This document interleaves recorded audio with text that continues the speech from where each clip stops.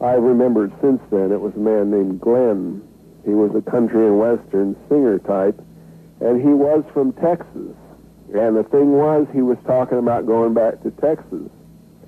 And Barbara Reed, this woman, was sitting at the bar, and she overheard that snatch of the conversation. So when Oswald appeared on television and they were talking about how he was from Texas and all that, she decided that that had been Oswald that I'd been sitting with. And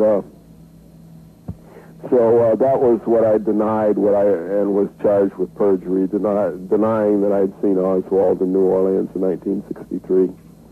As I say, I wasn't even aware that he was there until the assassination, until it was brought up. Even though he'd been in the newspapers, I'd been in California at that time when he was passing out the leaflets on Canal Street and all that. But Garrison didn't believe in the authenticity of your book, right? He did, or did he? I don't know if he ever even read the book. David Lifton's theory is that he read the book, and on the basis of the book decided that I was guilty. You know, I don't believe he read my Warren Commission testimony, much less the book, as he misquotes it and misrepresents it constantly in his writings. What do you think about this Oliver Stone movie and all of the attention that Garrison gets? I went out to see Oliver Stone. They paid my way out to California and put me up in a Holiday Inn for a couple of days and spent a couple hours talking to me. And I think Stone's going off on a tangent myself. He was very skeptical of what I had to say about not seeing Oswald in New Orleans in 1963. He's very much... His mind is very much up the same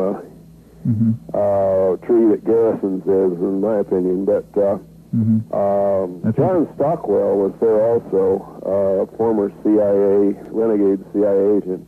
He believed me. He understood.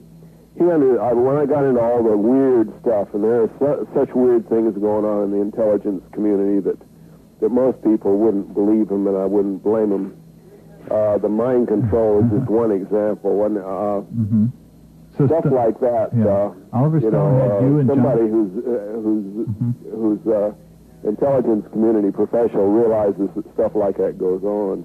Oliver Stone actually flew you in. Stone himself was very skeptical, but he had I felt you like there. I didn't get through to him. Yeah, you were there, and John Stockwell were there together. Still there? Yes. Can you hear me? Hello, Kerry? Hello. He's talking to someone else, Ken. Okay. Oh, all right, there we go. Can you still hear me? Yeah. Okay.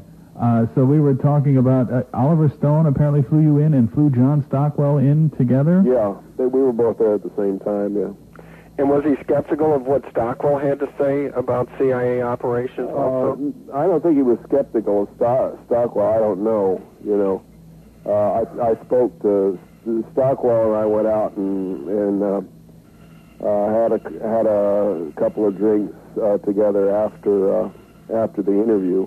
And Stockwell believed me. There was no problem at all with credibility as far as he was concerned. But Stone was skeptical. Stone was convinced that I must have seen Oswald in New Orleans in 1963, and I can see why people would think that I had. But you know, I told him at one point, I wish I had, so that I could say that I had, so they'd believe everything else I would tell me.